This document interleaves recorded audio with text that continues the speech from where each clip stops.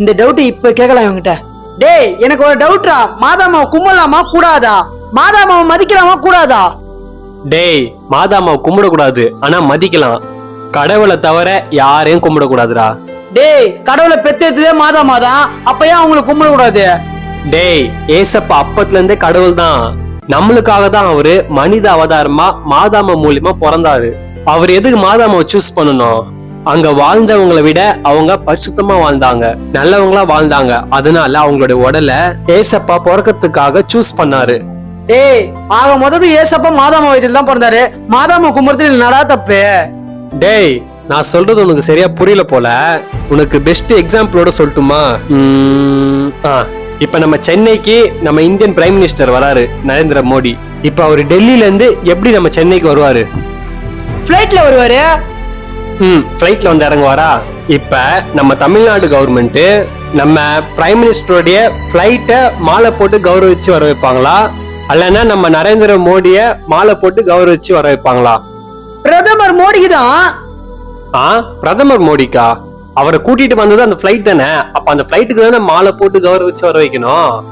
டேய் நீ சொல்றது உனக்கே விளையாட்டுத்தனமா இல்லையாடா? அப்ப நீ சொன்னது உனக்கு விளையாட்டுத்தனமா தெரியலையாடா? இந்த ரெண்டுத்துக்கும் மேட்ச் ஆகுது.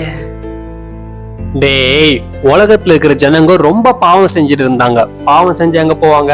நரகத்துக்கு போவாங்க. ஆனா ஏசப்பாக்கு யாரும் நரகத்துக்கு போக கூடாது, எல்லாரும் என்னோட வீட்டுக்கு பரலோகத்துக்கு வரணும் தான் ஏசப்பாக்கு ஆசை. ஏசப்பாவும் நிறைய பரிசுத்தவான்கள் மூலியமா ஜனங்கிட்ட பேசிட்டு தான் இருந்தாரு. ஆனா ஒரு குறிப்பிட்ட டைம்ல பூமியில பரிசுத்தவான்களே இல்ல. அப்போதான் ஏசப்பா ஒரு முடிவு எடுக்கிறாரு, நம்மளே மனித அவதாரமா பூமிக்கு போலான்னு. நம்ம பிரைம் மினிஸ்டர் மோடி எப்படி சென்னைக்கு வரதுக்கு பிளைட்டை யூஸ் பண்ணாரோ, அதே போலதான் இயேசு கிறிஸ்துவும் மனித அவதாரமா இந்த பூமிக்கு வர்றதுக்கு மரியாள் என்ற மாதாமாவை யூஸ் பண்ணிக்கினாரா. ஓ ஆமால, அப்படியா? எனக்கு இப்பதான்டா புரியுது. டேய் பைபிள்ல 10 கட்டளை இருக்கு, இதுல 2 கட்டளை நான் சொல்றேன் பாரு. என்னை அண்டி உனக்கு வேற தேவர்கள் உண்டாயிருக்க வேண்டாம். இயேசுதான் கடவுளு, ஆனா மாதாமாவை கடவுள் ஆக்கிட்டாங்களே. அந்த கட்டளையை அவங்க ஃபாலோ பண்ணல. இன்னொரு கட்டளையை சொல்றேன் பாரு, சொர்பங்களையும் விக்கிரகங்களையும் உங்களுக்கு உண்டாக்க வேண்டான்னு இன்னொரு கட்டளை இருக்கு. ஆனா அவங்க சர்ச்சு வாசல்லே, சர்ச்சு உள்ளே ஏசப்பா போட்டோ வச்சுக்கிறாங்க, ஏசப்பா சிலை வச்சுக்கிறாங்க, மாதாமா சிலை வச்சுக்கிறாங்க. அந்த கட்டளையே அவங்க ஃபாலோ பண்ணலையே. இயேசுதான் மெய்யான கடவுள், இயேசுவை மட்டும் தான் வணங்கணும், இயேசுவை தவிர யாரையும் வணங்க கூடாது. மாதாமாக்கு மரியாதை கொடுக்க கூடாதான்னு நீ கேட்டனா, மாதாமாக்கு மரியாதை கொடுக்கணும்.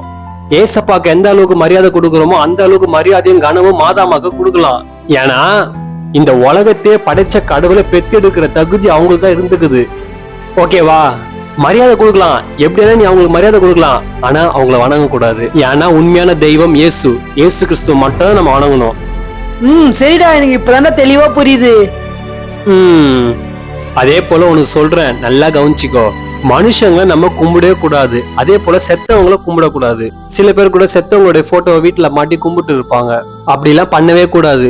கவனிச்சுக்கிறியா நீ? பேய் பூச்சி எல்லாம் சில பேர் வருவாங்க, ஆனா அந்த பேயை ஓட்டி பார்த்தாதான் தெரியும் உள்ள வந்தது பேய் இல்ல. அவங்க போட்டோ எல்லாம் வச்சு கும்பிட்டு இருந்தாங்கல்ல, அவங்க தான் இவங்கள சாவடிக்கலாம்னு சொல்லிட்டு உள்ள வந்து உட்காந்து இருப்பாங்க. ஆமாண்டா, இந்த விஷயம் உண்மைதான். நம்மள படைச்ச கடவுளே மேல இருந்து யோசிப்பாரு போல, அட பாவி உங்களெல்லாம் படைச்சது நானு, ஆனா நீங்க வணங்குறது நான் இந்த பூமியில உருவாக்கி வச்சுக்கிற பொருளை போய் வணங்கிட்டு இருக்கிறீங்களேன்னு கடவுள் மேல இருந்து யோசிப்பாரு போல.